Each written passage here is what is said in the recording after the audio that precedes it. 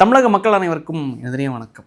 உதயண்ணா தம்பி தாக்கப்பட்டார். முக்கியமாக 3 விஷயத்தையும் இன்றைக்கி நம்ம டீட்டெயிலாக பார்க்க போகிறோம். ஒன்று வந்து உதயண்ணா தம்பின்னு சொல்லிட்டு காணப்பட்ட ஒரு சிறுவர், ஒரு இளைஞர், நம்மளை மாதிரி ஒரு யங்ஸ்டர், லைக் வந்து ப்ரௌடு கொத்துஸ்டா அப்படின்னு சொல்லிட்டு இருந்த ஜென்சி மீட்டில் பேசி பிரபலமான ஒரு நபர்.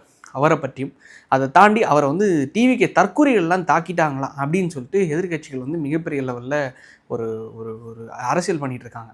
இதை தாண்டி இன்னொரு பக்கம் என்னென்னா, சட்டசபையில் இன்றைக்கி நடந்த ஒரு கூத்து, சட்டசபையில் நடந்த கூத்தை பற்றியும் நேற்றுக்கு முக்கியமான ஒரு டிசிஷனை நம்ம தமிழக அரசாங்கம் வந்து எடுத்திருக்காங்க. இந்த 3 விஷயத்தை தான் இன்றைக்கி நம்ம பார்க்க போகிறோம். ஃபஸ்ட்டு விஷயம் வந்து இந்த உதயண்ணா தம்பினானா அப்படின்னு சொல்லிட்டு பேசின இந்த நபர். ஆக்சுவலாக இவர் யாருன்னா, ஜென்சி மீட்டப் ஃபஸ்ட்டு வந்து போடுறாங்க, சென்னையில் போடுறாங்க. கிட்டத்தட்ட 5 பேர் அதில் டீமாக இருக்காங்க, 5-6 பேர் நினைக்கிறேன் டீமாக இருக்காங்க. இந்த டீமை ஒவ்வொன்றா எக்ஸ்டெண்ட் பண்ணி கோயம்புத்தூரில் போடுறாங்க, புதுக்கோட்டை, திருச்சி, அப்படி இப்படி அங்கங்கே போடுறோன்னு சொல்லிட்டு லைக் வந்து ஒவ்வொரு இடங்கள்லேயே போட்டு வராங்க. நேற்றுக்கு மதுரையில் போட்டிருப்பாங்கன்னு நினைக்கிறேன். அங்கே போடும்போது நம்ம உதயண்ணா தம்பி வந்து அங்கே பங்கு பெறலைன்னு நினைக்கிறேன். ஏன்னா காரணம் என்ன, அங்கே நடந்துட்டு இருக்கும்போது இவர் எங்கே இந்த சம்பவம் நடக்குதுன்னா, சைதாப்பேட்டையில், சென்னையில் சைதாப்பேட்டையில் இந்த சம்பவம் நடக்குது. சைதாப்பேட்டையில் என்ன நடக்குதுன்னா, இவர் வந்து அவரோட நண்பரோட வீட்டுக்கு போகிறாராம். நண்பரோட வீட்டுக்கு போகும்போது டிவிகே சார்ந்த வட்ட செயலாளர் குமரவேல்னு ஒருத்தர் என்ன பண்ணியிருக்காராம், ஒரு 3-4 பேராக சேர்ந்து கார்லேருந்து இறங்கி வந்து தம்பி இங்கே வாப்பா அப்படின்னு சொல்லிட்டு கூப்பிட்டுருக்காங்களாம். தம்பி இங்கே வாப்பான்னு சொல்லிட்டு கூப்பிடும்போது உதயண்ணாவோட தம்பி போகிறாப்லையா. உதயண்ணாவோட தம்பி போகும்போது என்ன பண்ணியிருக்காங்களா, நீ தானப்பா இந்த மாதிரி உதயண்ணா தம்பின்னு சொல்லிட்டு ட்ரெண்டான, நீ தானே இப்போ இப்படி பேசின அப்படின்னு சொல்லிட்டு பேசி வாய் தகராறாகி, அதாவது அந்த பையனோட ஸ்டேட்மெண்ட் தான், அது ஹாஸ்பிட்டலில் போய் அந்த பெட்டில் படுத்துட்டு அந்த பையனோட ஸ்டேட்மெண்ட் தான் பேசுகிறாப்புல. அதாவது என்னென்னா, என்னை வந்து இப்படி அடிக்கிறதுக்காக வண்டியிலேருந்து பொருள் எடு, வண்டியிலேருந்து கத்தி எடுன்னு சொல்கிறாங்க. உன்னை கூட இருந்து இன்னொருத்தர் என்ன பண்ணியிருக்காரு, வேணாண்டா கத்தி எதுவும் வேணாம் அப்படின்னு சொல்லியிருக்காங்க. சொன்னதுக்கப்புறமா என்ன பண்ணியிருக்காங்க, நான் என்ன பண்ணிட்டேன், அந்த இடத்துலேருந்து ஓடிட்டேன். அந்த இடத்துலேருந்து ஓடி என்னோடய ஃப்ரெண்டோட வீடு மேலே இருக்குது, அங்கே போய் ஓட போகும்போது கேமரா எல்லாம் இருந்துச்சு. இவங்க வந்து என்னை கொலைவெறி தாக்குதலெல்லாம் விரட்டினாங்க. டிவிக்கோட ரவுடிஸ் வந்து இந்த மாதிரி வந்து டிவிக்கோட வட்டச்செயலாளர்கள் இவங்கெல்லாம் என்ன இப்படி பண்ணிட்டாங்க அப்படின்னு சொல்லிட்டு ஹாஸ்பிட்டலில் போய் ஒரு வீடியோ வருது. போயிட்டு ராப்பிடல வந்தேன், ஆஃபீஸ் வர நைட்டு திரும்ப வந்தேன். அங்கே யாரும் தெரியல, ஒரு காரில் உட்காந்துருந்தாங்க, வேகனர் காரில் வெல்கம் பண்ணிக்கிற நிறைய நடந்து வந்தேன். தம்பிங்க வாங்க சூப்பராக பேசுனீங்கப்பான்னு சொல்லி கை கொடுக்க சொன்னாங்க. கை கொடுத்து நல்லா பேசியிருந்தாங்க. அப்புறம் இல்லை அந்த கருப்பாக டிஷர்ட்டு இவன் தானே பேசினது, அவனுங்களே ஆச்சு ஓட விட்டு இவன் அப்படி சொன்னாங்க. டே கார்லேருந்து துணி சைடு அப்படின்னு இன்னொருத்தர் கத்திலாம் வேணாண்டா அப்படின்னாரு. அவங்க கத்தி எடுத்து ஒருத்தர் உள்ள போகிறதுக்கு நான் ஓடி வந்துட்டேன். ஓடி வந்து 100 கலைச்சுப்போ அவன் என்னை தொத்திரே வந்தாங்க. வாங்க நானும் போயினே இருந்தேன். என்னால் முடியல. நான் சொல்கிறேன், இம்ரான் நான் ஆஃபீஸுக்கு தான் இருக்கேன், விட்டுருங்க, நான் வீட்டுக்கு ஓடி வேணான்னு. ஓ அவன் கூட தான் இருக்கியா, அவனே அடிச்சு விடதான் இருந்தோம், இரு அவருக்கு முன்னாடி கையை வெட்டி அனுப்பிச்சு விட்றான் அவனுக்கு அப்படின்னு சொன்னாருங்க. அதுக்கப்புறமா போலீஸ் வந்துட்டாங்க. அப்புறம் சத்யனா கால் பண்ண பயந்துட்டு, சத்யனா வந்து கூட போலீஸ் வந்து கூட அவங்களே இங்கே வா அப்படின்னு சொல்லி கால் பண்ணி போலீஸ் முன்னாடியே வந்து மிரட்டுறாங்க. அப்புறம் கேமரா இருக்குது, என்னால் ஒன்றும் பண்ண முடியாது, என்ன வேணா பண்ணிக்கோ அப்படின்றாங்க. குடிச்சிட்டு அவங்க போதைக்கு நான் ஊருக்காவே இருக்கிறேன். இந்த வீடியோ என்னடா இருக்குது, என்னதான் மாற்றம் வந்திருக்கு திமுகவுக்கும் டிவிகேக்கும், என்னதான் மாற்று. திமுகவும் இதே தான் பண்ணுறாங்க, டிவிக்கே இதே தான் பண்ணுறாங்க. திமுக ஆட்சியில் அண்ணா நகரில் பசங்களாம் வண்டியில் ஏற்றி கொள்கிறாங்க, என்னென்னமோ பிரச்சனை நடந்திருக்கு. ஏன் டிவிக்கில் அப்போ என்னதான் ஏன் மாற்றுன்னு சொல்லிட்டு நேற்றுக்கு அந்த செய்தியை பார்க்கும்போது நான் இதுக்கு முன்னாடி சொல்லியிருக்கேன், இந்த ஜென்சி மீட்டப்பில் உண்மையிலே நம்மளோட நண்பர்கள் நிறைய பேர் உள்ளே இருக்காங்க. அந்த டீம்லேயே எனக்கு தெரிஞ்சவங்க தான் மேலே எனக்கு கூட படித்தவங்க, அதை தாண்டி வந்து இன்ஸ்டாகிராமில் நம்மளோட ஃப்ரெண்டாக இருக்கவங்க, இவங்க தான் மேலே வந்து அந்த குரூப்லேயே மெயினாக இருக்கிறாங்க.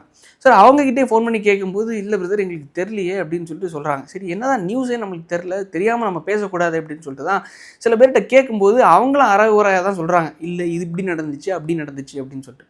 சரி டிவிக்கு காரங்கிட்ட கேட்டால் அவங்க இது மாதிரி ஒரு நியூஸ் நடந்துச்சான்னு தெரியல, ஆனால் டிவிக்கு ஐடிவிங்க சார்பாக இந்த மாதிரி போட்டுட்ருக்காங்க, பேச்சாடா பேசினேன் அப்படின்னு சொல்லிட்டு அவங்களும் ஒரு பக்கம் பேசிகிட்டு இருக்காங்க. சரி என்னதான்னு சொல்லிட்டு பார்க்கும்போது தான் ஒரு செய்தி இன்னொன்று வருது. அந்த செய்தியில் போலீஸ் ஒரு 3 நாள் போலீஸ் சுற்றி இருந்து இந்த உதயண்ணாவோட தம்பி என்ன பண்ணுறாப்புல, கீழே ஒரு இடத்துல தரையில் உட்காந்துட்டு இருக்காப்புல, கத்திட்டு இருக்காப்புல. உதயண்ணா தம்பி தான்டா நான், இப்போ என்னடா பண்ணுவேன் வாடா அப்படின்னு சொல்லிட்டு பேசி கத்திட்டு இருக்காப்புல. 2 பேர் வந்து பேசுகிறாங்க. அப்போ பேசும்போது என்ன நடக்குது, போலீஸ் என்ன சொல்கிறாங்க, பிரதர் இவருக்கு உண்மையிலே ஏதாச்சும் ஆயிருந்துன்னா நீங்கள் என்ன பண்ணியிருக்கணும்? ஒன்றையும் ஹாஸ்பிட்டலுக்கு கூப்பிட்டு போயிருக்கணும், இல்லை மெடிக்கல் ட்ரீட்மெண்ட் அவங்களுக்கு கொடுக்கணும் கரெக்டாக. உண்மையிலே எனக்கு ஒரு பாதிப்பு நடந்துச்சுன்னா, இல்லை உங்களுக்கு ஒரு பாதிப்பு நடந்துச்சுன்னா நீங்கள் என்ன பண்ணுவீங்க? ஹாஸ்பிட்டல் போவீங்க, மெடிக்கல் ட்ரீட்மெண்ட் போவீங்க. அங்கே போகும்போது போலீஸ் வருவாங்க, அங்கே கேஸ் ஆகும், அங்கே மீடியாலாம் வரும். ஏன்னா என்னோட கேஸில் எப்படி தான் நடந்துச்சு, ப்ராக்டிக்கலாக பார்த்தனால சொல்கிறேன். ஹாஸ்பிட்டல் போனோம், அங்கே போலீஸ் வந்தாங்க, அடிதடி கேஸா, என்ன பிரச்சனை, ஸோ அதுக்கு வந்து அவங்க வந்து ரிப்போர்ட் வாங்குவாங்க, ஸ்டேட்மெண்ட் வாங்குவாங்க, ஸ்டேட்மெண்ட் வாங்கினதுக்கப்புறம் மீடியாலாம் வருவாங்க. இதுதான் நடக்கும். ஸோ இந்த பையனோட கேஸில் என்ன நடந்திருக்குன்னா, லைக் வந்து ஹாஸ்பிட்டல் போகிறதுக்கு முன்னாடியே கீழே வந்து எனக்கு என்ன நான் உதயண்ணனோட தம்பி தான், என்னை எப்படி பண்ணிட்டாங்க. அப்போ போலீஸ் கேட்குறாங்க, சரி உதயண்ணா தம்பினா நீ அங்கே தானடா போனோம் அப்படின்னு சொல்லிட்டு. டாக்டர் என்ன ரிப்போர்ட் கொடுக்குறாங்க, உனக்கு இந்த பையனோட உடம்புல எந்த பிரச்சனையும் கிடையாது, எதுவுமே இல்லை, சீராக தான் இருக்காப்புல அப்படின்னு சொல்லிட்டு டாக்டர் சொல்கிறாங்கன்னு நான் சொல்லலப்பா. நான் அந்த பையனுக்கு அகேன்ஸ்டாவோ, லைக் வந்து டிவிகேக்கு ஃபாராவோ, டிஎம்கேக்கு ஃபாராகலாம் நான் பேசலை. டாக்டர் சொன்னதா அந்த போலீஸ் சொல்றாரு. நான் வேணா அந்த வீடியோ அட்டாச் பண்றேன். இங்க இவருக்கு ட்ரீட்மெண்ட் முக்கியமா இல்ல ஹாஸ்பிடல்ல சேர்க்கறது முக்கியமா? ட்ரீட்மெண்ட் தான் முக்கியம். ட்ரீட்மெண்ட் முக்கியம். ஒரு பிரைவேட் ஹாஸ்பிடல் கூப்பிட்டா இங்க வந்து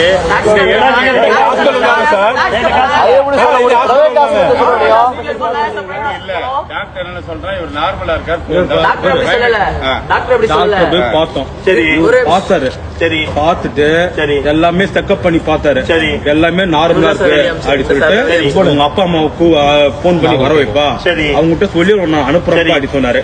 தம்பி எல்லாம் இருக்காரு, அங்க இருந்து ஓடி வந்து போலீஸ் வந்து அடிச்சுட்டான்னு சொல்லிட்டு விடுறாரு. அடிச்செல்லாம் சொல்லல. எப்போவுமே ஒரு ஹாஸ்பிட்டலோட டாக்டர் சர்டிஃபிகேட்டாக இருந்து பேசும். சரி டாக்டர் வந்து என்ன சொல்லியிருக்காரு, இப்போ என்னோட மேட்டர்லேயே என்னோட கேஸ்லேயே, ஸோ இவங்களுக்கு என்னென்ன பிரச்சனை நடந்திருக்கு, ஸோ உடம்புல கீரல் இருந்திருக்கு, அம்மாவுக்கு இந்த மாதிரி வந்து அவங்க சாரி அதெல்லாம் நம்ம பேச வேணாம். ஸோ இப்படிப்பட்ட இஷ்யூ இருந்தனால லைக் வந்து எனக்கு ஒரு சர்டிஃபிகேட் கொடுத்தாங்க. ஸோ எனக்கு அது தெரியும் இப்படி தான் நடந்துச்சு அப்படின்னு சொல்லிட்டு. ஸோ அதே தான் போலீஸ் ஆஃபீஸர் முறைப்படி சொல்கிறாரு, இந்த மாதிரி வந்து டாக்டரே இப்படி சொல்கிறாருப்பா, டாக்டரே எதுவும் இல்லைங்கிறாரு, அப்போ எதுக்கு நீங்கள் வந்து கத்திட்டு இருக்கீங்க, ஒன்று நீங்கள் அங்கே போங்க இங்கே வாங்க அப்படின்னு சொல்லிட்டு. அப்போ எனக்கு தோணுச்சு, நேற்றுக்கு நம்ம பேசியிருந்தோம், ரியாக்ட் பண்ணியிருந்தோம்னா, யார்கிட்டே நம்ம கேட்காம பேசியிருந்தோம்னா, உண்மையில் அந்த இடத்துல பாதிக்கப்பட்ட நபராக யார் மாறியிருப்பா, இந்த பையனா இல்லை டிவிகே சார்ந்த அந்த நபரா? ஸோ இது வேணும்னே ஒரு கட்டமைப்பை கிரியேட் பண்ணுறாங்களா, இல்லை நாளைக்கு வந்து விஜய் அவருடைய பிறந்தநாள் வருது, இது வரைக்கும் கிட்டத்தட்ட லாஸ்ட் ஒரு வாரமாக விஜய் அண்ணா தம்பிடானா அப்படின்னு சொல்லிட்டு சொன்னனால, ட்ரோல் பண்ணனால நம்ம வந்து ஒரு விஷயத்தை கட்டமைக்கலாம், அவரோட பிறந்த நாளுக்கு முந்தின நாள் இப்படி வந்து டிவி கட்சிக்காரங்களாம் அடிச்சிட்டாங்க அப்படின்னு சொல்லிட்டு அது ஒரு லைம் லைட்டுக்கு நியூஸ் கொண்டு வரலாம் அப்படிங்கிறதுக்காக மேபி பண்ணியிருக்காங்களா இல்லையாங்கிறது எனக்கு தெரில. சத்தியமாக சொல்கிறேன், இப்போது போலீஸ் தரப்பில் ஒன்று சொல்கிறாங்க, இந்த பக்கம் வந்து டிஎம்கே தரப்பில் ஒன்று சொல்கிறாங்க, டிவிகே தரப்பில் தெரியலங்கிறாங்க. இப்படி ஒரு நியூஸ் நடந்துச்சுன்னா ஆனால் வந்து ஐடிவிங் வந்து இப்படி போட்டிருக்காங்க. டிஎம்கேயோட ஐடிவிங் என்னென்னா, எல்லாரும் ப்ரெஸ் மீட்டில் நின்று என்னென்னா இந்த நபரை வந்து கைது செய்யணும், டிவிகே சார்ந்து இந்த வட்ட செயலாளர் கைது பண்ணணும் அப்படின்னு சொல்லிட்டு பேசியிருக்காங்க. இது எந்த அளவுக்கு உண்மையிலே உண்மைங்கிறது எனக்கு தெரில. ஆனால் ஆஸ் ஆஃப் நோ இப்போ வந்த செய்தியை பொறுத்த மட்டும் பிறந்த நாள் அன்னைக்கு சில குளறுபடிகளையும் சில கான்ட்ரவர்சியையும் கிரியேட் பண்ணுறதுக்காக மேபி பண்ணியிருக்கலாம். இல்லை உண்மையிலே அந்த பையன் பாதிக்கப்பட்டிருக்கான், இவன் உண்மையிலே கத்தி எடு பொருளேடுன்னு சொல்லிட்டு விரட்டுறது மூலமே அந்த பையனே அந்த வீடியோவில் சொல்கிறான், இந்த இடத்துல சிசிடிவி கேமரா இருந்துச்சு அப்படின்னு சொல்லிட்டு. உண்மையிலே அந்த இடத்துல ஃபுட்டேஜ் இருக்குது. டிஎம்கே காரங்களே எவ்வளோ பெரிய கட்டமைப்பு உள்ளவங்க, எவ்வளோ பெரிய இன்ஃப்ளூயன்ஸ் உள்ளவங்க இல்லை. ஸோ அப்போ இவங்களே அந்த சிசிடிவி ஃபுட்டேஜ் எடுத்தோ இதை பண்ணி வெரிஃபை பண்ணியிருக்கலாம். வெரிஃபை பண்ணி இங்கே பாருங்கள் அவங்க விரட்டி துரத்துனது எல்லாத்தையும் வீடியோ எடுத்து அவங்க அமைச்சிருக்கலாம். ஏதோ ஒரு இடத்துல நின்று அவங்க கத்துற மாதிரியும் இவங்க கத்துற மாதிரியும் ஏதோ சும்மா வீடியோ இருந்துச்சு. அதை வச்சு உண்மையில் நம்ம எந்த வகையில் பேச முடியுங்கிறது எனக்கு தெரியல. காரணம் மெடிக்கல் ரிப்போர்ட்டே ஒன்றும் இல்லைங்கிற வரும்போது எப்படி நம்ம பேச முடியல. இந்த இடத்துல உண்மையில் சொல்கிறேன், பாதிக்கப்பட்டவங்க அந்த பையனாக இருந்தால் உண்மையிலே டிவிக்கு சார்பாக தக்க நடவடிக்கை அந்த வட்ட செயலாளர் மேலே எடுக்கணும். அப்படி இல்லைன்னு வைங்களேன், இந்த கதை என்ன கதைன்னு எனக்கு புரியலை. தயவு செஞ்சு தெரிஞ்சால் யாராவது தெரியப்படுத்துங்க. செகண்ட் இன்னொரு விஷயம் என்னென்னா, சட்டசபையில் இன்றைக்கி போன முக்கியமான ஒரு விவாதம். ஒரு பக்கம் என்னென்னா ஓபிஎஸ் அவர்கள் அங்கே என்னென்னா பாட்டில் என்ன இப்படி தான் தூக்கி எறிஞ்சாங்க, பிரேமலதா அவர்கள் என்னென்னா எனக்கு தயவு செஞ்சு இந்த டம்ளரை மாற்றிட்டு பாட்டில் வைங்க அப்படின்னு சொல்லிட்டு, பாட்டில் வச்சா இது மாதிரி தான் தூக்கி எறிஞ்சிருவாங்க, சண்டை வந்துடும் அப்படின்னு சொல்லிட்டு ஓபிஎஸ் அவர்கள்னு சொல்லிட்டு ஒரு கலகலப்பாங்க இருந்த டைமில் தான் திரு உதயநிதி அவர்கள் ஒரு ஸ்டேட்மெண்ட் ஒன்று முன்வைக்கிறார். என்னடா ஸ்டேட்மெண்ட் அப்படின்னு சொல்லிட்டு பார்த்தா, டிவிக்கும் பிஜேபியும் ஒன்று தான், இவங்க ரெண்டு பேரும் ஒரே மாதிரி தான் செயல்பட்டு இருக்காங்க. பிஜேபி வந்து இதுக்கு முன்னாடி கோயில் பணத்தில் வந்து நீங்கள் ஸ்கூல் கட்டக்கூடாது, காலேஜ் கட்டக்கூடாதுன்னு சொல்லிட்டு, இன்ஸ்டியூஷன் எதுவுமே கட்டக்கூடாதுன்னு சொல்லிட்டு வழக்கு போட்டாங்க, ஸ்டே எல்லாம் வாங்கினாங்க. டிவிக்கு இன்றைக்கி அதே மாதிரி தான், ஹச்ஆர்என்சி டிபார்ட்மெண்ட்டு கீழே வரக்கூடிய எந்த பணத்தையும் வேறு எந்த துறைக்கும் செலவு பண்ணக்கூடாதுன்னு சொல்லிட்டு சொல்கிறாங்க. இதெல்லாம் எந்த விதத்தில் நியாயம், இதுவும் அப்போ பிஜேபி மாதிரி தான் நீங்களும் செயல்படுறீங்கன்னு சொல்லிட்டு ஒரு ஸ்டேட்மெண்ட்டை முன் வச்சார். அழகாக ஒரு கவுண்டரை கொடுத்தாப்புல. ஆக்சுவலாக நேற்றுக்கு நம்ம 3வது விஷயம் பேசணும் தெரியுமா, இந்த 3வது விஷயமும் நம்ம பேசுகிறது இது ரிலேட்டடானதான். கரெக்டாக ரமேஷ் அவர்கள் அறநிலைத்துறை டிபார்ட்மெண்ட்டோட அமைச்சராக இருக்கக்கூடிய ரமேஷ் அவர்கள் ஒரு பதில் சொல்கிறாரு. என்ன பதில் சொல்கிறாருன்னா, சரிங்கய்யா எல்லாம் கரெக்டு தான், ஆக்சுவலாக என்னென்னா, நான் ஒரு உதாரணத்தை சொல்கிறேன். விநாயகர் திருக்கோயில்னு சொல்லிட்டு நான் தமிழ்நாட்டில் ஒரு கோயில் இருக்குது. ஒரு இன்டீரியரில், தமிழ்நாட்டில் இன்டீரியரில் ஒரு கோயில் இருக்குது. மாதத்துக்கு 500 பக்தர்கள் போனாலே பெருசு அந்த கோயிலுக்கு. மாதத்துக்கு 500 பேர் போனாலே பெருசு. அப்போ அந்த கோயிலுக்கு என்ன வருமானம் வரும்னு சொல்லிட்டு யோசிச்சு பாருங்கள். பெரிய லெவலில் வருமானம் வராது. கரெக்டாக ஆட்கள் வரலைன்னா வருமானம் வராது. கரெக்டாக. ஸோ வருமானம் வராத கோயில்லையும் அங்கே வந்து அடிப்படை ஒரு கழிவறை ஃபெசிலிட்டி கூட அந்த கோயிலில் இல்லை. ரெஸ்ட் ரூம் ஃபெசிலிட்டி கூட இல்லாத காரணத்தினால அப்போ நீங்கள் என்ன பண்ணணும், ரெஸ்ட் ரூமை சரி கொஞ்சம் மேம்படுத்தலாம், கோயிலோட வளாகத்தை கொஞ்சம் சீர் செய்யலாம் அப்படின்னு சொல்லிட்டு ஒரு முடிவு தானே எடுக்கணும். அந்த முடிவு எடுக்காமல் HRNCE டிபார்ட்மெண்ட்டு கீழே கிட்டத்தட்ட 10 கோடி ரூபாவுக்கு யோசிச்சு பாருங்கள். 10 கோடி ரூபாவுக்கு அந்த கோயிலில் இந்த கார் பார்க்கிங் எக்ஸ்கலேட்டர் இருக்குல்ல, நம்ம மால்கள்லாம் போனால் அங்கே வந்து கார் பார்க்கிங் வந்து உங்களுக்கு பற்றாக்குறையாக இருக்கும்போது மேலே அடுக்கி கொண்டு பார்க் பண்ணி விட்டுருப்பாங்க கார்களை. அந்த எக்ஸ்கலேட்டர் மாதிரி அந்த ஆள் இல்லாத கோயிலுக்கு போய் ஒரு 10 கோடி ரூபாய்க்கு ஃபண்டு ஒதுக்கியிருக்காரு நம்ம அறநிலையத்துறையோட முன்னாள் அமைச்சர் சேகர் பாபு அவர்கள். அதை ஒதுக்கி அங்கே வந்து இம்ப்ளிமெண்ட் பண்ணி கார் பார்க்கிங் ஃபெசிலிட்டியே கொண்டு வந்துட்டார். எந்த கார் அங்கே போச்சுன்னு தான் தெரிலன்னு சொல்லிட்டு ரமேஷ் அவர்கள் அங்கே பேசியிருந்தார். இது மாதிரி தான் தேவையில்லாத இடங்களில் நீங்கள் பணத்தை எப்படி கொண்டு போடுறீங்க அப்படின்னு சொல்லிட்டு 246 கோடி ரூபாய்க்கான ப்ராஜெக்டை நேற்றுக்கு நம்ம தமிழக அரசாங்கம் கேன்சல் பண்ணி விட்டாங்க. ஆக்சுவலாக அதே இதை லிங்க் பண்ணி பாருங்கள். இது வந்து நேற்றுக்கு எடுத்த முடிவை தான் இன்றைக்கி சட்டசபையில் உதயநிதி அவர்கள் பேசுகிறாரு. எது கூட சேர்த்து வச்சு பேசுகிறாருன்னா பிஜேபி கூட சேர்த்து வச்சு பேசுகிறாரு. ஆக்சுவலாக உண்மையை சொல்கிறேன், ஒவ்வொரு கோயிலுக்கும் நான் வந்து கிறிஸ்டியனாக சில விஷயங்கள் நான் தவறாக சொல்லியிருக்கலாம், தவறாக சொல்லியிருந்தால் தயவு செஞ்சு மன்னிக்கவும். காரணம் இப்போ தான் நான் தமிழர்களோட கோயில்கள் பண்பாடுகள் கலாச்சாரத்தை பற்றி இப்போ தான் ஒவ்வொன்றா கற்றுட்டு இருக்கேன். சில கோயில்களுக்கும் சந்திக்கிறதுக்கான உள்ளே போகிறதுக்கான வாய்ப்புகளும் எனக்கு கிடச்சிச்சு. சில கோயில்களையும் நம்ம எல்லா இடங்களும் போகிறதுல தப்பு இல்லை. மனசுக்குள்ளே வேண்டுறது ஒரு இறைவனாக இருந்தாலும் நம்ம எல்லா இறைவனும் ஒன்று தான் அப்படிங்கிற ஒரு நம்பிக்கையில் தான் நம்ம பயணம் பண்ணிகிட்டு இருக்கோம். ஸோ அப்படி இருக்கிற சுச்சுவேஷனில் பல கோயில்களில் சந்திக்கக்கூடிய போகிறதுக்கான வாய்ப்புகள் எனக்கு கிடச்சிச்சு. ஸோ அப்போ பார்க்கும்போது பல கோயில்களில் யானைகளையும் வளர்க்குறாங்க, கோசாலைகள் அதாவது மாடுகள் பசுக்களையும் வளர்த்து வராங்க. அதாவது வந்து சிவனுக்கு பிடித்த வாகனம் நந்தி அப்படின்னு சொல்லிட்டு பல கதைகள் இருக்குல்ல. இப்போ தான் ஒன்றா வந்து அதையும் கற்றுக்கிட்டு இருக்கேன். இது என்ன கோயில்கள் எதுக்கு யானைகள் வளர்க்குறாங்க, ஸ்ரீரங்கம் கோயிலில் எதுக்கு குதிரைகள் வளர்க்குறாங்க, எதுக்கு வந்து மாடுகள் வளர்க்குறாங்க அப்படின்னு சொல்லிட்டு ஒன்றா இப்போ தான் படிச்சுட்டு இருக்க ஒரு பிகினர்னு வச்சுக்கோங்களேன். ஸோ அப்படி இருக்க சுச்சுவேஷனில் அப்போ தான் நிறைய விஷயங்கள் புரிய வர்றது என்னென்னா, கோயில்களில் வளர்க்கப்படுற எல்லா விஷயங்கள், கோயிலில் இருக்கக்கூடிய தெய்வங்களை ஒட்டுமொத்தமாக பராமரிக்கிறதுக்காக எல்லா விஷயங்களுக்காக தான் பக்தர்கள் அவங்களோட மனசார காணிக்கைகளை கொடுக்குறாங்க. ஸோ காணிக்கைகள் 1 ரூபா இருந்தாலும் 100 ரூபா இருந்தாலும் ₹1,00,000 இருந்தாலும் அதை தாண்டி இந்த சிறப்பு தரிசனம், அதை தாண்டி வந்து 100 ரூபா டிக்கெட், 10 ரூபா டிக்கெட், 20 ரூபா டிக்கெட், 50 ரூபா டிக்கெட்னு சொல்லிட்டு கொடுக்குற பணங்கள் எல்லாமே எதுக்கு கீழே வருது தெரியுமா? HRNCE டிபார்ட்மெண்ட் கீழே வருது. அதாவது Hindu religion and charitable endorsement சொல்லிட்டு ஒரு டிபார்ட்மெண்ட் இருக்குது. இந்த டிபார்ட்மெண்ட்டு கீழே தான் இந்த பணங்கள் எல்லாமே வருது. ஸோ இந்த பணங்கள் வரும்போது அந்தந்த கோயிலுக்கு செலவு செய்யணும். ஸோ எந்தெந்த கோயில் பின்தங்கி இருக்கோ, எந்தெந்த கோயில்களில் அடிப்படை வசதிகள் இல்லையோ அந்த கோயில்களுக்கு செலவு செய்யணும் கரெக்டாக. ஸோ இதுக்கு செலவு செய்கிறதுக்கு பணம் இல்லை. ஆனால் இந்த பணங்கள்லாம் எங்கே போகுது தெரியுமா? வெளியே மண்டபம் கட்டுறது, வெளியே வந்து காம்ப்ளெக்ஸ் கட்டுறது. ஸோ அப்போ மண்டபம் கட்டும்போது அந்த மண்டபத்தில் ஒரு கல்யாண நிகழ்ச்சியோ இல்லை காது குத்து நிகழ்ச்சியோ அதுக்கு நீங்கள் வந்து வாடகை விடும்போது அங்கே 20,000 விட்டுட்டு கோயில் கணக்கில் 5,000 எழுதிட்டு எவ்வளோ நாளும் சுருட்டலாம். அங்கே வந்து காம்ப்ளெக்ஸ் கடையை நீங்கள் கரெக்டாக நோட் பண்ணி பாருங்களேன். பல கடைகள் வெளியே வந்து வெறும் 10,000 ரூபாய்க்கு வாடகை விட்டுருப்பாங்க, 20,000 ரூபாய்க்கு வாடகை விட்டுருப்பாங்க. ஆனால் கோயில் கணக்கில் எழுதப்படுற தொகை எவ்வளோன்னா 3,000 ரூபா, 4,000 ரூபா. ஸோ கோடிகளில் முதலீடு பண்ணி மண்டபம் கட்டிட்டு, கோடிகளில் முதலீடு பண்ணி காம்ப்ளெக்ஸ் கட்டிட்டு இங்கே பணங்கள்லாம் சுருட்டுறது யார் தெரியுமா? நம்ம தாடிகாரர் அமைச்சர், முன்னாள் தாடிகாரர் அமைச்சர். அதை தாண்டி இந்த பணங்கள்லாம் எங்கே போயிட்டு இருந்துச்சு தெரியுமா? இத்தனை ஆண்டுகளாக, இப்போ லாஸ்ட் ஒரு 5 ஆண்டுகளாக எங்கே போயிட்டு இருந்துச்சு? கோயில்களே இல்லை, இங்கே கடவுள்களே இல்லைன்னு சொல்லிட்டு இருந்த ஒரு குடும்பத்துக்கு ஒட்டுமொத்தமாக போயிட்டு இருந்துச்சு. அதுக்கு முன்னே எங்கே போயிட்டு இருந்துச்சு? அதிமுக ஆட்சி பண்ணிட்டு இருந்தாங்க. அந்த ஆட்சி காலகட்டத்தில் அப்படி தான் போயிட்டு இருந்துச்சு.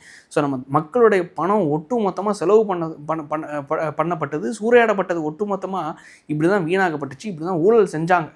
அந்த அப்பேற்பட்ட ஊழல்கள் எதுவுமே இனிமேல் நடக்கக்கூடாதுங்கிற ஒரே நோக்கத்தில் தான், ஒரே காரணத்தில் தான் நேற்றுக்கு ஒரு முடிவுன்னு எடுத்திருக்காங்க. கிட்டத்தட்ட 246 கோடிக்கான ப்ராஜெக்ட்ஸ், அதாவது 29 கல்யாண மண்டபம், 17 கமர்ஷியல் காம்ப்ளெக்ஸ், இது எல்லாத்தையும் கட்டுறதுக்காக 246 கோடி ரூபாய் போன ஆட்சியில் 2026 வந்து ஒதுக்கியிருந்தாங்க. யார்? நம்ம ஐயா தாடிகாரர் அமைச்சர் ஒதுக்கியிருந்தார், சேகர் பாபு அவர்கள். அவர் ஒதுக்கி அங்கே வந்து எல்லாத்தையும் அலோகேட் பண்ணிட்டார். இந்த அரசு வந்ததுக்கப்புறமா 246 கோடியா எல்லாத்தையும் நிப்பாட்டுங்க, இனிமேல் எதுவுமே கிடையாது. கோயில் பணம் எங்கேயுமே வெளியே போகக்கூடாது. இனிமேல் கோயில் பணம் ஒட்டுமொத்தமாக கோயிலில் இருக்கக்கூடிய தெய்வங்கள், கோயிலில் ரெனோவேட் பண்ண, கோயிலில் வளர்க்கக்கூடிய பசுக்கள், கோசாலைகள், வளர்க்கக்கூடிய குதிரைகள், வளர்க்கக்கூடிய யானைகள், கோயிலை ரெனோவேட் பண்ண, பூஜைகளுக்கு பயன்படுத்துறதுக்காக வைக்கப்பட்ட பொருட்கள், கோயிலை ஒட்டுமொத்தமாக மெயின்டைன் பண்ணுறதுக்கு மட்டும்தான் பயன்படுத்தணும். இது ஒட்டுமொத்தமாக அதுக்கு தான் பயன்படுத்தணும், அந்த பயன்பாட்டிற்கு மட்டும்தான் இது யூஸ் பண்ணணும்னு சொல்லிட்டு ஒரு ஆர்டர் நேற்றுக்கு தான் போட்டிருக்காங்க. ஸோ இந்த 246 கோடிக்கான ப்ராஜெக்ட் ஒட்டுமொத்தமாக கேன்சல் பண்ணி விட்டாங்க. இப்போ ஏற்பட்ட விஷயத்தை நான் ஒரே ஒரு சந்தேகத்தை கேட்குறேன்.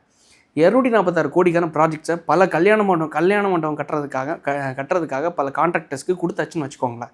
அந்த கான்ட்ராக்டர்ஸ் கமிஷன்ஸையும் கொடுத்துருப்பாங்க. கரெக்டாக இந்த அமைச்சர்களுக்கு கமிஷன்ஸையும் கொடுத்துருப்பாங்க. அப்போ அங்கே கமிஷன் கொடுக்கும்போது திருப்பி இந்த ஆட்சி அமைஞ்சதுக்கப்புறம் என்ன பண்ணியிருப்பாங்க, சார் வேறு ஒன்றும் இல்லை சார், கமிஷனை கொடுத்துட்டேன் சார், உங்களுக்கு வேணால் ஒரு 2 கோடி தரேன், இல்லை ஒரு 3 கோடி தரேன், இல்லை ஒரு 5 கோடி வச்சுக்கோங்க, தயவு செஞ்சு அந்த கமிஷன் இந்த ப்ராஜெக்டை கொஞ்சம் ரிலீஸ் பண்ணி விடுங்க சார். ஏன்னா இது யாருக்குமே தெரியாது. ஒரு விஷயத்தை யோசிச்சு பாருங்களேன், இந்த 246 crores இந்த HRNC டிபார்ட்மெண்ட்டு கீழே அலாகேட் பண்ணியிருக்காங்கன்னு சொல்லிட்டு பொதுமக்களுக்கு யாருக்காச்சும் தெரியுமா? தெரியாது. திரு ரமேஷ் அவர்கள் நினச்சா இந்த 246 crores ப்ராஜெக்டை சைலண்டாக நகர்த்திட்டு அந்த கான்ட்ராக்டர்ஸ் கிட்டேருந்து சைலண்டாக ஒருத்தங்கிட்ட 20 லட்சம் 50 லட்சம் 1 கோடி 2 கோடின்னு வாங்கிட்டு ப்ராஜெக்டை அப்படியே சாங்ஷன் பண்ணி விட்டா யாருக்கு தெரியும்? சைலண்டாக மண்டபத்தை கட்டுவாங்க, சைலண்டாக காம்ப்ளெக்ஸை கட்டுவாங்க, சைலண்டாக அந்த வருமானத்துலேருந்து சம்பாதிச்சுட்டு இருப்பாங்க. யாருக்குன்னு தெரியாமல் வரக்கூடிய வருமானமும் நடக்கக்கூடிய ஊழல் தான் அந்த ஊழல். தெரியாத விஷயத்தையே தெரியப்படுத்தி அந்த விஷயத்தை முறைப்படுத்துகிற விஷயந்தான் இந்த ஆட்சியில் உண்மையிலே நடந்துகிட்ருக்கு. அந்த விஷயத்தை உண்மையிலேயே நம்ம பாராட்டி தான் ஆகணும். இன்னொரு முக்கியமான விஷயம் என்னென்னா, முன்னாள் போக்குவரத்து துறை அமைச்சர் சிவசங்கர் அவர்கள் இருக்கார்ல, ஒரு விஷயத்தை அழகாக பதிவு பண்ணியிருக்கார். அதாவது மின்சாரத்துறை, அடுத்தது போக்குவரத்து துறை, இந்த 2 துறையிலே நீங்கள் எந்த தவறு நடந்தாலும் சரி, என்ன நஷ்டம் நடந்தாலும் சரி, என்ன லாபம் நடந்தாலும் சரி, நீங்கள் கண்டுக்கவே கூடாது. இந்த துறையில் லாப நஷ்டம் நீங்கள் பார்க்கக்கூடாது, இந்த துறையை நீங்கள் நடத்தி தான் ஆகணும்னு சொல்லிட்டு இதை மட்டும் டிவிக்கு சார்ந்து ஒரு அமைச்சர் பேசியிருந்தாருன்னு வைங்களேன், பல அண்ணன்களும் பல தம்பிகளும் கொந்தளிச்சிருப்பாங்க. என்னடா இது, அடுத்த செல்லூர் ராஜு வந்திருக்காங்க, அடுத்த கடம்பூர் ராஜு வந்திருக்காரு அப்படின்னு சொல்லிட்டு வச்சு கலாய்ச்சி தள்ளியிருப்பாங்க. இப்போ ஏற்பட்ட ஒரு அமைச்சரான்னு சொல்லிட்டு பேச்சு பொருளே ஆகலை. அவர் எப்படி பேசியிருக்காரு, இதில் லாபம் வந்தாலும் சரி நஷ்டம் வந்தாலும் சரி கண்டுக்காதீங்க, அந்த துறை போகட்டும், அங்கே கோடிக்கணக்கில் கடன் வந்தாலும் சரி தயவு செஞ்சு கண்டுக்காதீங்க, ஏன்னா அது அடிப்படை மக்களுக்கான தேவையில் இருக்கக்கூடிய துறைகள் அப்படின்னு சொல்லிட்டு ஒரு எடுத்துக்காட்டை மட்டும் சொல்கிறேன். போன ஆட்சியில் கிட்டத்தட்ட 120 புது எலக்ட்ரிக் பஸ்ஸஸை வாங்கினாங்க. அதாவது எம்டிசிக்கு கீழே, அதாவது எலக்ட்ரிக் பஸ்ஸஸ், மின்சாரத்தில் இயங்கக்கூடிய பஸ்ஸஸ். இந்த பஸ்கள் எல்லாமே லோ ப்ரொஃபைல் பஸ்ஸஸ். இந்த லோ ப்ரொஃபைல் பஸ்ஸஸ் கிட்டத்தட்ட 200 கோடி ரூபா பட்ஜெட்டில் வாங்கினாங்க. 120 பஸ்ஸஸ் 208 கோடி ரூபா கரெக்டான ஃபிகரில் வாங்குறாங்க நம்ம தமிழக அரசாங்கம். போன ஆட்சியில் 2025 வாங்குறாங்க. வாங்கிட்டு செகண்ட் ஃபேஸாக என்ன பண்ணுறாங்க, 620 பஸ்ஸஸ் புதுசாக நாங்கள் வாங்குகிறோம் அப்படின்னு சொல்லிட்டு கிட்டத்தட்ட 1100 கோடியோ 1200 கோடியோ நாங்கள் அலோகேட் பண்ணி அந்த பஸ்ஸஸே நாங்கள் வாங்க போகிறோம், 2 ஃபேஸஸாக நாங்கள் இன்ட்ரோடியூஸ் பண்ணுறோம்னு சொல்லிட்டு ஃபஸ்ட்டு ஃபேஸாக 120 பஸ்ஸஸ் இன்ட்ரோடியூஸ் பண்ணுறாங்க. சரி, நானும் சந்தோஷப்பட்டேன். சரிப்பா, போக்குவரத்து துறை இவ்வளோ நாள் நஷ்டத்தில் ஓடிட்டு இருந்துச்சு, இனிமேல் இது மின்சாரத்தில் ஓடுறதுனால இனிமேல் ப்ராஃபிட்டு தான், ஏன்னா மின்சாரம் தானே, நம்மளுக்கு தான் பெட்ரோல் தேவையில்லை, டீசல் தேவையில்லை, வேறு எந்த ஒரு இன்ஜின் ஃபெசிலிட்டி எந்த ஒரு தவறுகளும் நடக்காது, எல்லாமே பேட்டரியில் தான் ஓட போகுது அப்படின்னு சொல்லிட்டு நானும் சந்தோஷப்பட்டேன். ஏன்னா டீசலில் ஓடுறதுனால தான் அவ்வளோ பெரிய செலவு, லிட்டருக்கு எவ்வளோ இப்போ 100 ரூபாயை தாண்டியாச்சு. ஸோ அதனால் இனிமேல் மிச்சப்படுத்தப்படுதுன்னு சொல்லிட்டு படுத்த போகுதோன்னு சொல்லிட்டு பார்த்தா அங்கே தான் பிபிபின்னு சொல்லிட்டு ஒன்று வருது, பப்ளிக் ப்ரைவேட் பார்ட்னர்ஷிப்னு சொல்லிட்டு. இவங்க என்ன பண்ணியிருக்காங்க, ப்ரைவேட், அதாவது அசோக் லைலாண்ட் கம்பெனியான OHM மொபிலிட்டின்னு சொல்லிட்டு ஒரு கம்பெனி கூட பார்ட்னர்ஷிப்பை போட்டாங்க. யாருன்னா DMK government. Greater Chennai corporation அவங்க கூட ஒரு பார்ட்னர்ஷிப்பை போட்டு 120 பஸ்ஸஸ் ஃபஸ்ட்டு ஃபேஸ்லேயும் செகண்ட் ஃபேஸஸ் 620 பஸ்ஸஸ்ன்னு சொல்லிட்டு நாங்கள் இது ஒட்டு மொத்தமாக எலக்ட்ரிக் பஸ்ஸஸ் கொண்டு வரோம், நாங்கள் இனி லாபகரமாக மாற்றோம்னு சொல்லிட்டு ஒரு கதையை கட்டாங்க. பார்த்தா என்ன தெரியுமா, 1 கிலோமீட்டர் அந்த பஸ்ஸு ஓடணும்னா 77 ரூபா நம்ம கிரேட்டர் சென்னை கார்பரேஷன் கீழே வரக்கூடிய எம்டிசி அந்த ப்ரைவேட் கம்பெனியான அசோக் லைலாண்ட் கம்பெனி கீழே வரக்கூடிய OHM மொபிலிட்டி அந்த கம்பெனிக்கு இவங்க பே பண்ணணும். ஸோ அப்போ 1 கிலோமீட்டர் 77 ரூபா பே பண்ணால் அந்த 77 ரூபா வச்சு அந்த கம்பெனி என்னென்ன பண்ணணும் தெரியுமா, அந்த வண்டிக்கு சார்ஜ் போட்டுருவாங்க. சார்ஜ் போட்டதுக்கப்புறமா அந்த வண்டியை ஓட்டுற டிரைவருக்கு சம்பளம் கொடுத்துருவாங்க, மாத சம்பளம் கொடுத்துருவாங்க. அந்த வண்டியில் கண்டக்டராக இருக்கக்கூடியவங்களுக்கும் மாத சம்பளம் கொடுத்துருவாங்க. ஸோ அப்போ 2 பேருக்கும் சம்பளம் கொடுத்தா எவ்வளோ வருது, ஒரு கவர்மெண்ட் டிரைவருக்கு எவ்வளோ சம்பளம் வருது, ஒரு 50,000 வருதா, ஒரு கண்டக்டர் எவ்வளோ வருது, ஒரு 40,000 வருதா, ரெண்டத்தையும் கணக்கு போட்டுறவங்க ஒரு 90,000 வருதுன்னு வச்சுக்கோங்களேன். ஒரு நாளைக்கு அந்த பஸ்ஸு ஓடுறது மூலமாக உண்மையிலே வருமானம் எவ்வளோ வருதுன்னா, அப்ராக்சிமேட் வருமானம் எவ்வளோ வருதுன்னா 200 கிலோமீட்டர் அந்த பஸ்ஸு ஓடுமா. 200 கிலோமீட்டர் ஓடும்போது காலையிலேருந்து நைட்டு வரைக்கும் ஓடி முடியும் போது உண்மையிலே டிக்கெட்ஸ் மூலமாக அந்த பஸ்ஸுக்கு எவ்வளோ வருமானம் வந்திருக்கும்னா, அந்த எலக்ட்ரிக் பஸ்ஸஸ் சொல்கிறேன், நான் சொல்கிறேன் டீசல் பஸ் கிடையாது, எலக்ட்ரிக் பஸ்ஸஸ் 120 எலக்ட்ரிக் பஸ்ஸஸை மட்டும் சொல்கிறேன். சென்னையில் ஓடிட்டு இருக்கக்கூடிய பஸ்ஸஸ் 7,000லேருந்து 9,000 ரூபா வருமானம் வருதான், 7,000 to 9,000 rupees. அப்போ 77 ரூபா ஒரு கிலோமீட்டருக்கு கிரேட்டர் சென்னை கார்பரேஷன் கீழே வரக்கூடிய எம்டிசி யாருக்கு பே பண்ணுறாங்க, இந்த கார்பரேட்டுக்கு பே பண்ணுறாங்க. பே பண்ணுறது மூலமாக ஒரு நாளைக்கு 200 கிலோமீட்டர் இந்த பஸ்ஸு ஓடுமா. 200 into 77 எவ்வளோ வருது, 15,400 ரூபா வருது. 15,400 நம்ம ஒரு கார்பரேட் கம்பெனிக்கு பே பண்ணுறோம், கரெக்டாக. அப்போது உண்மையிலே வருமானம் எவ்வளோ வருது, 7,000 ரூபான்னு வச்சுக்கோங்க, பாதி தான் வருதுன்னு வச்சுக்கோங்களேன். ஸோ அப்போ எவ்வளோ நம்ம அந்த கம்பெனிக்கு லாபமாக கொடுக்குறோம். 2 பேருக்கும் ஒட்டுமொத்தமாக நீங்கள் வந்து கணக்கு பார்த்தாலே கிட்டத்தட்ட ஒரு 90,000 ரூபா தான் சம்பளமே வருது. யாருக்கு? டிரைவருக்கும் கண்டக்டருக்கும் 90,000 ரூபா தான் சம்பளம் வருது. அடுத்து இந்த உண்மையிலேயே சூரிய ஒளி மூலமாக நம்மளால் மின்சாரத்தை ஜெனரேட் பண்ண முடியும். அது மூலமாக இந்த பஸ்ஸஸை இயக்க முடியும். ஸோ அதுக்கு ஒரு 30,000 போட்டாலும் 1,20,000 ரூபா தான் வருது. வருமானம் உண்மையிலேயே நம்ம கவர்மெண்ட் இயக்கியிருந்தாங்கன்னு வைங்களேன், 7,000 × 10 நாள் போடுங்க 70,000 ரூபா. 70,000 × 3 நாள் போடுங்க 170, 270, 370, 2,10,000 வருது. 2,10,000 ஒரு பஸ்ஸுக்கு ஒரு மாதம் 1 லட்ச ரூபா லாபம் வந்திருக்கும். 1 லட்ச ரூபா லாபம் வந்திருக்குன்னா இந்த 120 பஸ்ஸஸ் மூலமாக ஒரு மாதத்துக்கு 1,20,00,000 லாபமாக வந்திருக்கணும். அப்போ இந்த 1,20,00,000 லாபம் எங்கே போயிட்டுருக்கு? கிரேட்டர் சென்னை கார்ப்பரேஷன் ஒரு ப்ரைவேட் கம்பெனிக்கு பிபிபி பப்ளிக் ப்ரைவேட் பார்ட்னர்ஷிப் என்ற பெயரில் 12 ஆண்டுகளுக்கு கான்ட்ராக்டில் கொடுத்துருக்காங்கல்ல. அசோக் லேலண்ட் கம்பெனி கீழே இருக்கக்கூடிய OHM மொபிலிட்டி என்ற கம்பெனிக்கு அவங்களுக்கு தான் ப்ராஃபிட்டாக போயிட்டுருக்கு. இப்படி ஒட்டுமொத்தத்தையும் இது ப்ரைவேட்டைசேஷன் பண்ணது யாருன்னா திராவிட முன்னேற்ற குடும்பம் கிடையாது, திராவிட முன்னேற்ற கழகம். இந்த குடும்பம் தான் ஒட்டுமொத்தமாக இந்த பஸ் துறையை கொடுத்துட்டு இன்றைக்கி என்ன சொல்கிறாங்க தெரியுமா? அதில் எல்லாம் நீங்கள் லாப நஷ்டம் பார்க்காதீங்க, லாப நஷ்டம் பார்த்தா ஏன்னா மக்களுக்கு அது இயங்கிட்டு இருக்கக்கூடிய துறை, ஸோ அதை பார்த்தா அது நடத்த முடியாது அப்படின்னு சொல்லிட்டு சொல்கிறாங்க. இதனால தான் நான் போட்டு இந்த சின்ன கணக்குலேயே இப்பேற்பட்ட லாபம் தமிழக அரசாங்கத்துக்கு வருதுன்னா, ஒரு நாளைக்கு வருது, ஒரு மாதத்துக்கு வருதுன்னா, அவங்கெல்லாம் உட்காந்து ஒட்டுமொத்தமாக பேப்பரையும் பேனா வச்சு கணக்கு போட்டால் எத்தனை கோடிகள் வரும்னு பாருங்களேன். இதுதான் இந்த லட்சணத்தில் தான் நம்ம தமிழக அரசாங்கம் இயங்கிட்டு இருந்துச்சு. இப்போ தான் ஒவ்வொன்றத்தையும் மாற்றங்கள் செஞ்சுட்டு இருக்காங்க. இந்த ஒட்டுமொத்த இந்த கரண்ட் பிரச்சனை பல பெரிய பிரச்சனையாக பல பெரிய தலைவலியாக போயிட்டுருக்கு. சென்னையிலையும் சரி, இன்றைக்கெல்லாம் பல மணி நேரம் காலையிலேருந்தே கரண்ட் இல்லை. தயவு செஞ்சு இதையும் கொஞ்சம் தமிழக முதலமைச்சர் அவருடைய பிறந்தநாள் இன்றைக்கி, இதையும் கொஞ்சம் சரிப்படுத்தி தமிழ்நாட்டுக்கு கொஞ்சம் விளக்கேற்றி வச்சிங்கன்னா பெரிய புண்ணியமாக போகும். நாளைக்கு அடுத்த வீடியோவில் சந்திப்போம். நன்றி, வணக்கம்.